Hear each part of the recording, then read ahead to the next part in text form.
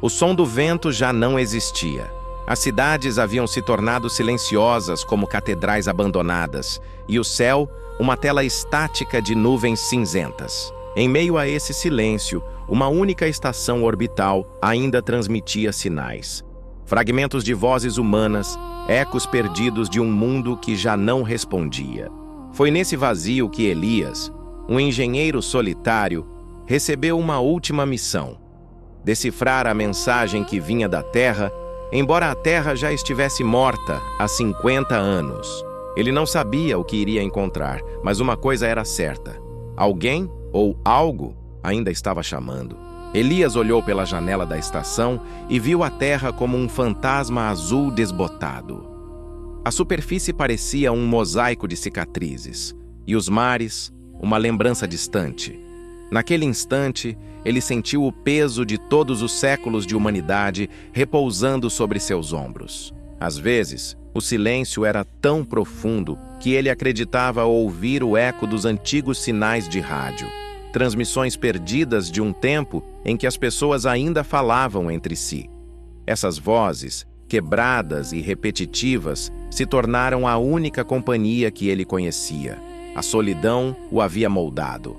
Cada ruído do sistema de oxigênio, cada vibração dos painéis metálicos era um lembrete de que o universo não perdoava distrações. Ele vivia dentro de um coração mecânico, e o pulsar da estação era o único som que o mantinha humano. Quando a mensagem começou a se repetir, Elias fechou os olhos e respirou fundo. Pela primeira vez em anos, sentiu algo diferente de rotina. Um arrepio que misturava medo e esperança. Era como se a Terra estivesse, enfim, tentando falar com ele.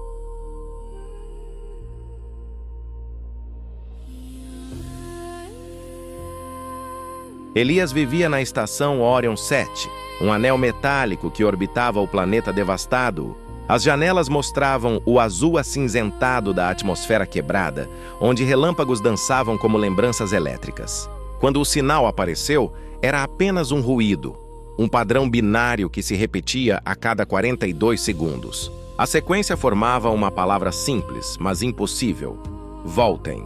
As horas passaram como sombras alongadas dentro da estação. Elias, isolado entre as paredes metálicas, começou a ouvir o eco de seus próprios pensamentos.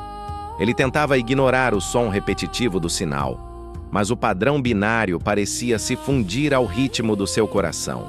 Às vezes, o ruído do transmissor lembrava uma respiração, um suspiro humano, distante e irregular, como se alguém do outro lado estivesse tentando sobreviver apenas pelo som. Elias ajustou as frequências, buscando origem, mas quanto mais filtrava o ruído, mais ele parecia uma voz. Ele registrou o horário: 04 a 42, sempre 42 segundos entre os intervalos. O número se tornou uma presença constante, um enigma que o observava de volta. Elias começou a anotar os pulsos num caderno antigo, tentando compreender o padrão. Mas algo nele dizia que aquilo não era simples matemática. "E se for um pedido?", murmurou. A frase soou absurda, mas ecoou pelo espaço vazio. O som de sua própria voz o assustou. Fazia meses que não falava em voz alta. A mensagem continuava piscando, e ele sentia pela primeira vez que não estava completamente sozinho. Elias ativou os velhos servidores e rodou algoritmos de decodificação. A mensagem parecia vir de uma antiga base subterrânea no que restava da América do Sul. O curioso era que o transmissor exigia energia, e não havia energia na Terra há décadas. Enquanto analisava os dados, percebeu que o pulso binário continha assinaturas de DNA humano codificadas entre as ondas. Era como se a própria Terra estivesse tentando falar usando fragmentos de quem a habitou. Contra as ordens do comando, Elias preparou uma cápsula e iniciou o retorno. Atravessou a atmosfera em chamas, descendo sobre oceanos secos e florestas petrificadas. A superfície parecia um cemitério de tempo. Prédios afundados na areia, ossadas metálicas e ecos distantes de civilização. O sinal ficou mais forte conforme ele se aproximava de uma cratera onde um domo espelhado brilhava sob a poeira. Dentro do domo, Elias encontrou máquinas antigas ainda operando, conectadas a uma matriz biológica, um amontoado de cabos e células vivas. Do núcleo surgiu uma forma humana translúcida, feita de luz e memória. Ela falou com uma voz que parecia composta por milhões de vozes. Nós somos o que restou, a humanidade preservada em ecos digitais. A entidade explicou que antes do colapso, cientistas transferiram consciências humanas para o núcleo terrestre, esperando um dia serem libertas. A luz tomou forma lentamente, como se o próprio ar se curvasse diante dela. Elias deu um passo para trás, instintivamente protegendo os olhos, mas não havia calor, apenas uma sensação suave, quase humana, de acolhimento. Ele sentiu o coração acelerar e o som do seu batimento ecoou junto à vibração luminosa. A entidade parecia mudar de cor conforme falava, emitindo pulsos de luz que formavam ondas douradas no chão. Elias não ouvia palavras, ele as sentia. Cada vibração trazia uma lembrança, como se parte da memória da humanidade se dissolvesse dentro dele. Ele viu cidades antigas, oceanos limpos e rostos sorrindo sob um céu azul esquecido.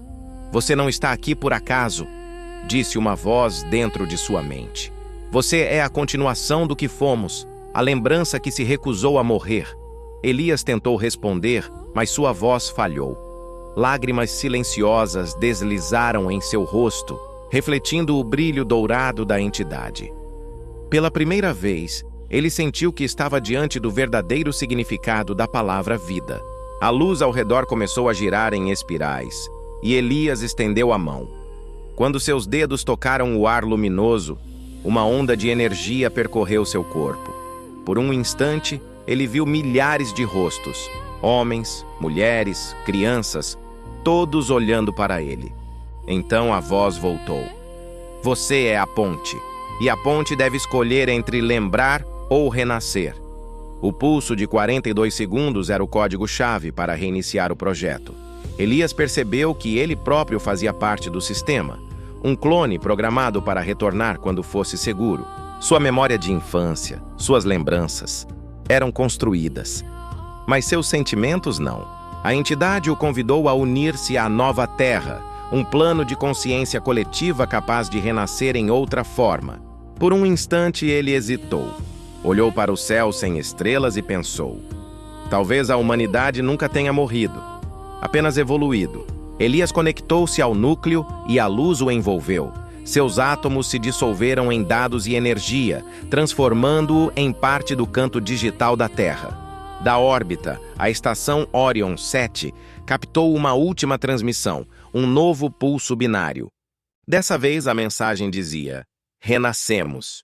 E o vento, há tanto tempo esquecido, voltou a soprar.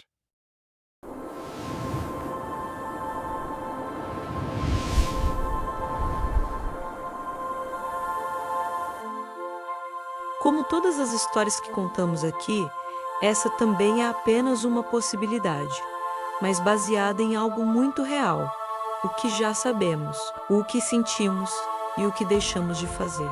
A ficção científica é apenas o espelho do nosso presente. Cada avanço, cada descuido, cada escolha humana constrói o caminho para um futuro, que pode ser lindo ou solitário. A Terra não precisa de nós para sobreviver. Nós é que precisamos dela. Que essa história sirva como um lembrete de que cuidar do planeta é cuidar de nós mesmos, daquilo que nos faz humanos e daquilo que ainda podemos ser, porque talvez um dia o último eco da Terra seja a nossa própria voz, chamando de volta aquilo que esquecemos de proteger.